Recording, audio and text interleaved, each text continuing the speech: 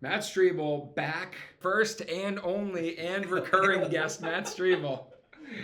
Back in the Trilogy office talk. Your office looks strangely the same. It does, yes. Outfit. This is my set. I have a set that I just built in the basement with fake books and fake lacrosse gear. What's your lighting setup? I've got one of those beam lights or whatever they're called, right above my computer to give me a nice flushed, superheated tone. It's even. It's a nice even lighting. Good. Your hairstylist did not get to you before you took off your tiger hat.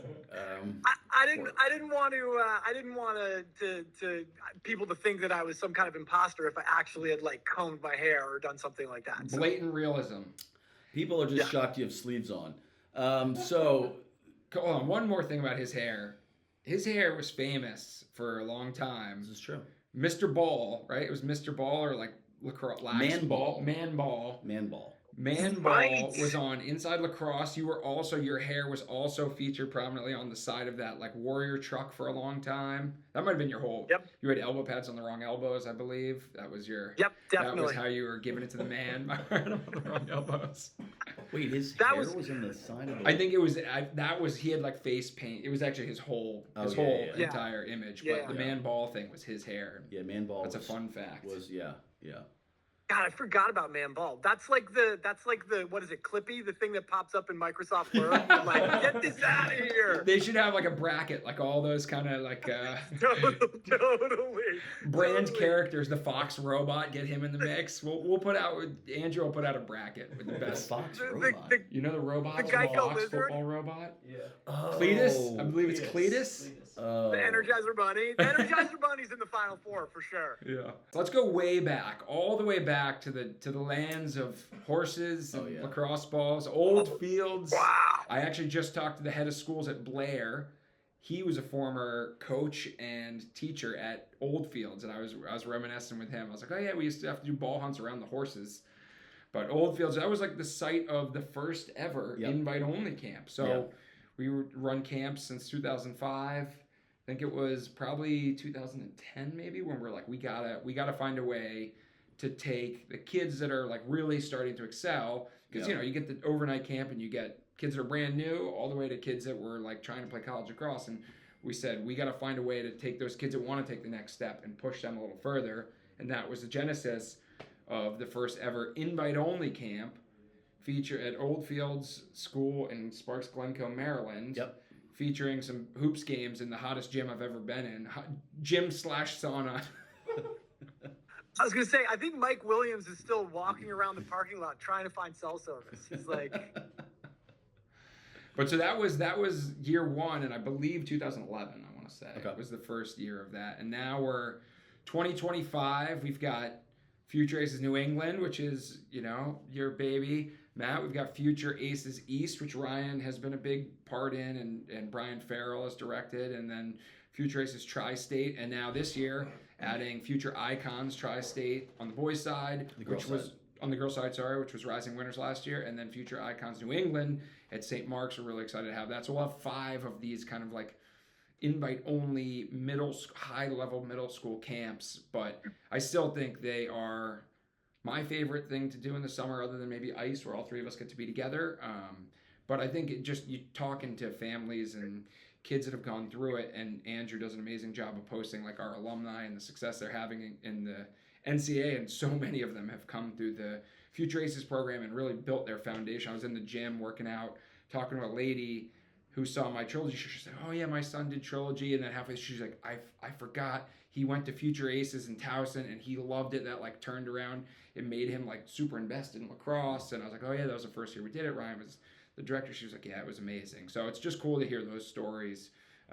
But today we're going to talk about some of maybe the lesser known and some of the funnier stories from those. I feel like just to your point, the Future Aces, it's so fun to work with kids in that sort of age group, because they're not, it's like the later high school guys, they're not quite fully formed the way they are when you get them in college, but it's really a sweet spot where you get kids who are still kind of like sweet and gullible enough to listen to everything you say and absorb it and take it and run with it. And yet they're good enough at lacrosse that you're able to actually make it look like a sport. And I always tell the coaches who come to work, and it's funny. It's like the theme of a lot of these, I think, is just how old we're getting. But it's like I have guys who are now on staff with me who are guys who come through the program, and they have pictures, and it's like they talk about just how formative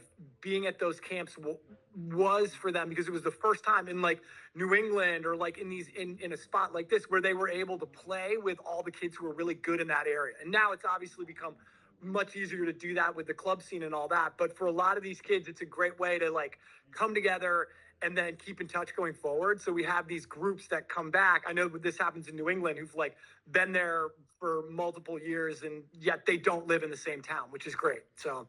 And expanding that reach, I think New England, you've got a couple kids from Santa Fe for the first time are coming. So that'll be the New Mexico. I think our first foray of New Mexico players coming out. So that'll be really cool for them to come out and get to play against kids from, Massachusetts and Coyotes and HGR and all these programs to continue to expand that reach. But anything stick out from memories of the last few years, future aces? In your mind? Oh man, I mean, all that's coming to my mind is just raffle. Raffle. Like, the raffle is definitely the top of the list. It's like it's either raffles or Hero watching Guardians of the Galaxy at like whatever time of night. Like, yeah. I mean, I was trying to remember which with the raffle when Farrell had his head in the box. That was a running bit. I believe that was a running bit. We did it once. I think the first time we ever did it was at University of Georgia, UGA in Athens, Georgia, at Future Aces South. I believe that was the first ever running of the Farrell's head in a box, and that was incredible. But I think even before that, my favorite raffle ever was Rider University. Yes. I think it was still called invite only, or maybe was that the first year of Future Aces? Yeah. First year of Future Aces. I think we had 150, 200 kids. It was probably one of our biggest single site camps. I just remember leading a column of kids, like walking to the fields and just being like, man, this is awesome. But Brian Farrell and I probably spent 30 hours preparing for that raffle, mentally, physically. I remember like trying to run the budget blew the budget. Blew the budget. I remember like running the camp and Mitch and Farrell just being like, well, we're gone for like 6 hours. We got rehearsals. They had like a light show, there was music. Casey Burst, who's now a head coach of a collegiate program, was like eating sausages. He was Mario, and Jimmy Beard was Luigi, and they were throwing the mini Vienna sausages. Yeah, they were just like, we're out for like 6 hours. I'm like, cool. We'll just run the camp. Don't worry about it. And they were just like so happy, like just happy as a clam, just like get everything set up. And it was Andrew Sellers, remember, came out dressed like a wrestler and wrestled a kid like professional wrestler. That rider camp was the same one where Farrell and I, we were either coaching the same team or we were in this running the same drill together, and we had this group of like 24 kids, and there was this one adorable kid like with the rec specs on under his helmet. And he was like, hey, Coach Striebel. And it was like when we did, it was like fun fact or something. And this kid was like, hey, Coach Striebel, did you know that if you have, and I don't remember the exact numbers, but he's like, did you know that if you had 24 people in a room, there's an 80% chance that 2 of them have the same birthday? And I was like, yeah, no way. And I was like, okay, let's see, let's go around. And we go around and nobody in the group has the same birthday. And I'm like, see, no, that didn't work out. And then Farrell's like, wait, Coach Streebs, when's your birthday? And I'm like, January 12th. And he looks at me, he's like, no, it's not. And I'm like, yeah, it is. And he's like, that's my birthday. So now, after that rider camp, every year since then, like on January 12th, it's like I will maybe not have texted Farrell in like 8 months, but then sure enough, happy birthday, thanks to that one kid at Future Aces rider who was like, did you know? And so yeah. What was the best mystery box? Do you have a mystery box that stands out as like? I think it's got to be the OG. Kentucky. Kentucky was overnight camp in Kentucky. It's the first time we introduced the mystery box. Oh, this is yeah. You ran the raffle. It was Mitch. Maybe the first raffle you first or second. you ever ran. No, it was definitely the first, because Kentucky was the very first week of the summer. Yeah. And all week, Mitch is like pumping up the raffle, and is like, I mean, we're gonna have mystery boxes, and he's like, and the kids are like, what? And they're like, what's in them? He's like, it could be anything. It could be a boat. Could even be a boat. From Family Guy. From the Family Guy. You can have the boat or the mystery box. What, are you crazy? We'll take the boat. No, not so fast, Lois. A boat's a boat, but the mystery box could be anything. It could even be a boat. You know how much we've wanted one of those. Then let's just... We'll take the box. Like it could be anything. Mystery box could be anything. It could even be a boat. And he's like, for a whole week, and everybody's just like, it could even be a boat, and sure enough, first kid picked goes up, and Mitch is like, well, you could have whatever's here, or you could have a mystery box. And the kid's like, well, obviously I gotta have a mystery box. It's the mystery box, could be anything. Opens it up, and it's an inflatable raft, full on dinghy. It was like a full dinghy. It was a boat. That's incredible. I've never heard that. That's amazing. Yeah, that so was it one of the actually OG. was a boat. I set the bar high on year one, so it's been nothing but downhill since then. I think for me, that was when it was okay, we've got something here. Yeah. This happened totally organically. It happened totally naturally. But this is us. We have to do this now. Part of it is thinking over the course of the week, what are the themes that come out that are consistent, that are funny, that we can play off through the mystery box, and that can be a challenge. Yeah. With 4-day camp, you're I don't know what is there. That's why you have to leave for 6 hours. That's true. You gotta mentally think through every situation out there. I not to go slightly downer, but not quite downer, but adjacent to downer. I've had some really incredible staff personal journeys that have gone places where I've not expected them to go. I remember the first year we did New England, we had a guy who came and coached, who was a local guy who was at Carolina. And he talked about, and this was right on the cusp before they changed the recruiting rules and pushed everything back.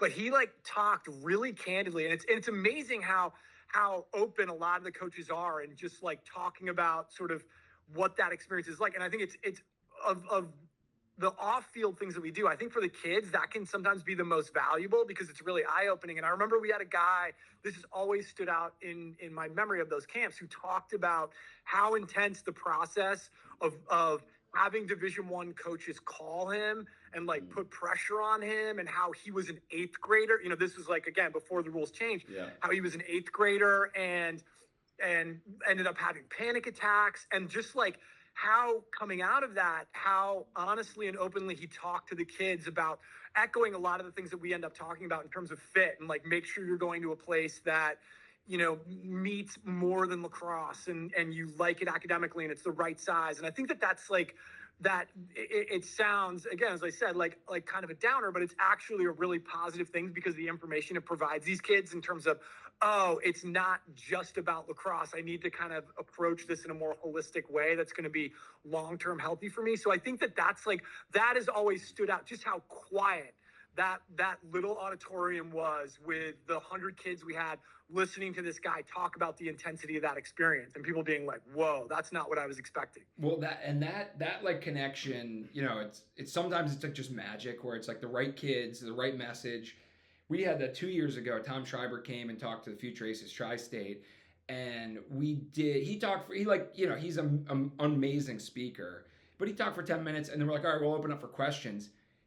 We must have gone 45 straight minutes, no repeat questions, no wavering. The kids were asking unbelievable questions. It was like a press conference, a true press conference. At the end of it, me and Tom walked there, what just happened there? That was like 150 middle school boys were just completely dialed in, so into it, asking incredible questions, insightful questions. He was giving great answers, and it was just he and I walked out of there and that was an amazing thing. And last year he did it again. It was cool, but there's just sometimes that magic formula where you just connect the right people with the right information. I know you guys last year had an amazing experience. Jeff Trainor, right, came and and it was just great with it. And he was so fired up to like do a scout breakdown, I think.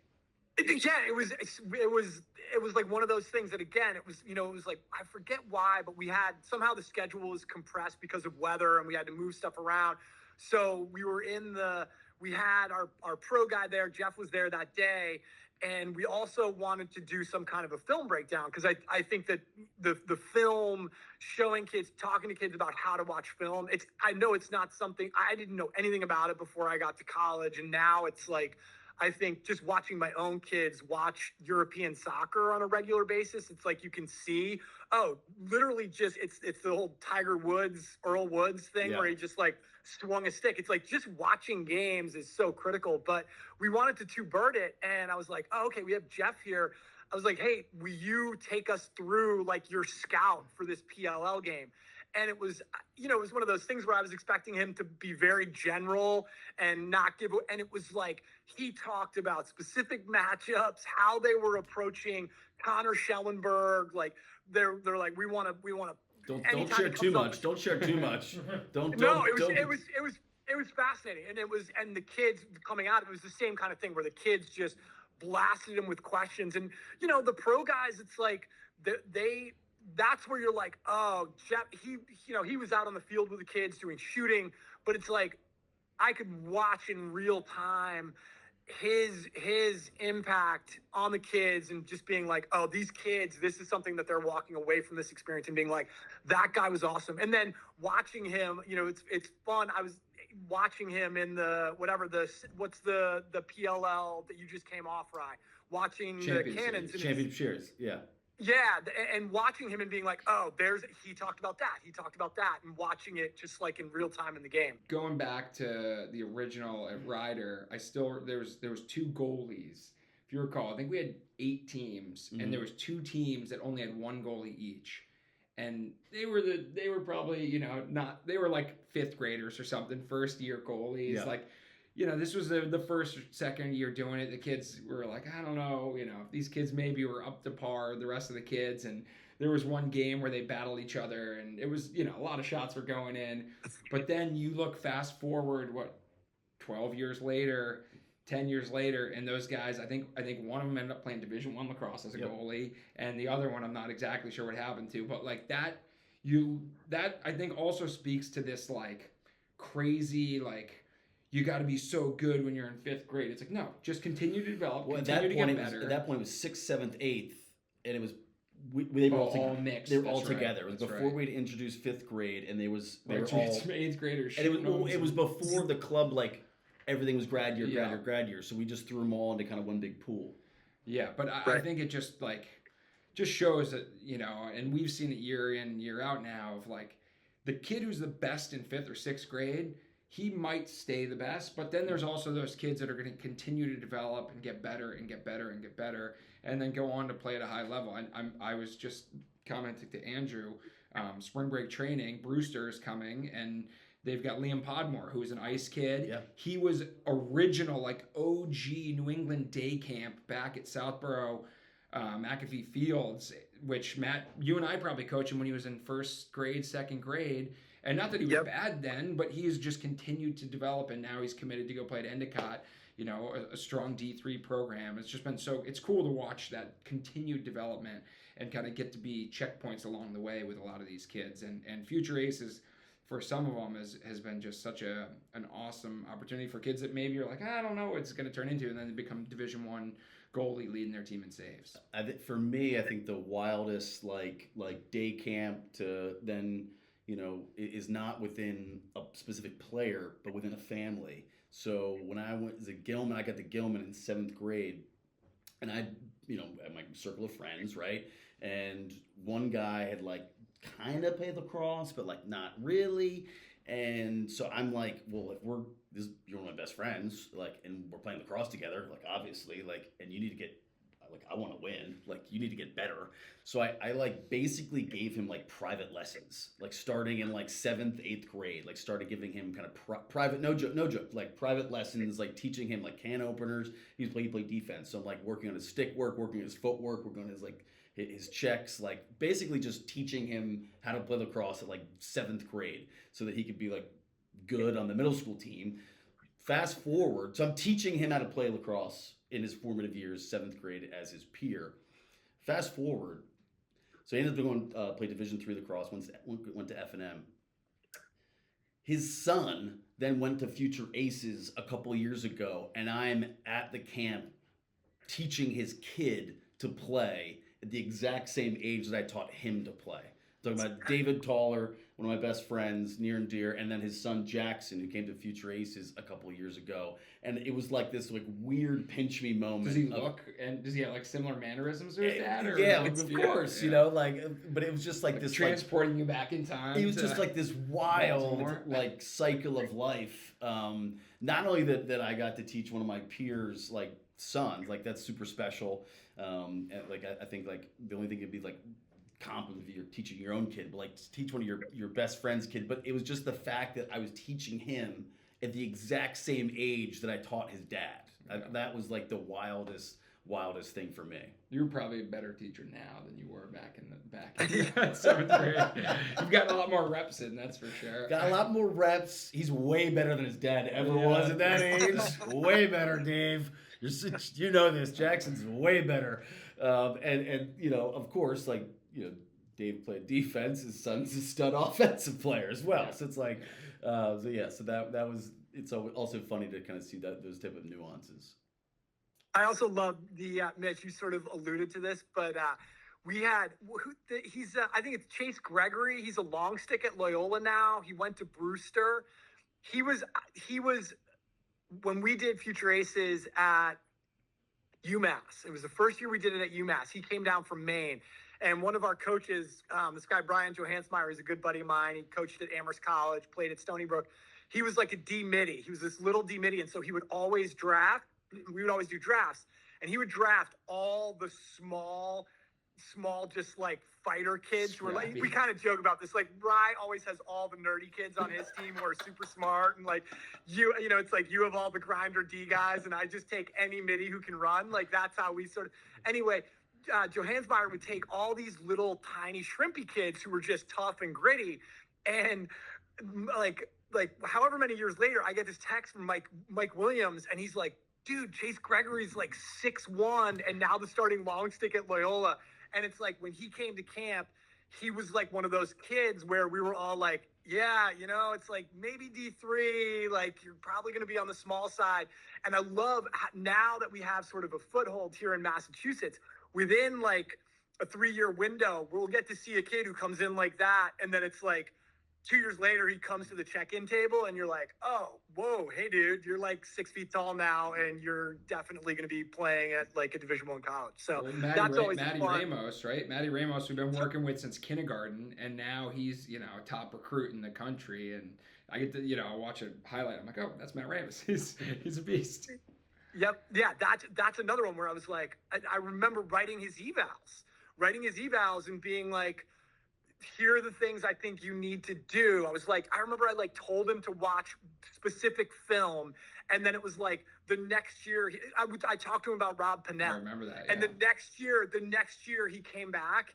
And I was okay, you're watching way too much Rob Pennell film because you look it's he moved like Rob Pennell. He leaned in like Rob Pennell. And I was okay, now watch this guy. And it was he's one of those kids who, of course, just anything you said, he was how fast, how high, what do you need me to do? But yeah, that's a great example. Wow. And and to your point, the first year we saw him, he would not have been in the top, I would not have listed him as one of the kids who I would have been that's a sure thing. That kid's going to go play D1 because he was, maybe on the small side, didn't quite have the first step, wasn't strong enough. It was there was a list of things where I was hey, these need to improve. But then sure enough, right, given the chance to develop, he changed them and he improved. Well, that might be the most exciting and fun part about the Future Aces is you have that runway. You have that runway for kids to then... The ones that want to do it, and we give these personal evaluations. The kids that sit down and take that seriously and are I am going to address these things that I could get better at, and I'm going to really focus on my strengths, and they have success. It's amazing how that works. Imagine that! Wow. Well, I'm looking forward to Future Aces. I'll be at Tri-State. You'll be at New England. Coach Farrell will be at East. And then we've got an amazing staff on the women's side at Icons. And those camps we're filming this in early March. They're like 95% sold out. So hopefully if you're watching this and you're like, oh man, I want to go to the Future Aces, hopefully either you can squeeze in there in one of the last spots or you get involved next summer, because I think you can hear how much joy they bring to us, and that permeates down to the kids, and it makes such a big impact. So kids come back and then they bring their friends, and that's why I think these have become some of the most successful camps in the country over the last 15 years now. We've come a long way since Narnia, that's for sure. Oh, Narnia, of course. I thought I'd get that Narnia. in. I thought I'd get that You got it in there. Nailed it. Well done, Ryan. Mic drop.